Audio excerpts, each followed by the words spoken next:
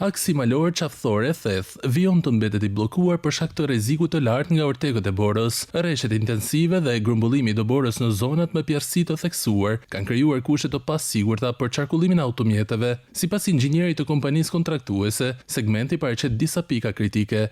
Pjesa sipër rrugës është një shpat malet shumë i madh me një sipërfaqe rreth 130.000 m2, që është pothuajse e zhveshur nga bimësia, dhe sapo kalon lartësia e borës mbi 40-50 cm, aktivizohen direkt rrëshqitja e borës pra orteqet që quhen, dhe janë tepër të rrezikshme.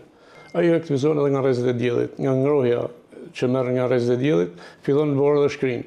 Inxhinieri thekson se ndërhyrja në kushte të tilla është e vështirë dhe kërkon vlerësim të vazhdueshëm të terrenit. Kemi prit të marrojnë rreshtet dhe të ulën temperaturat në mënyrë që të krijohet një stabilitet në shtresat e borës.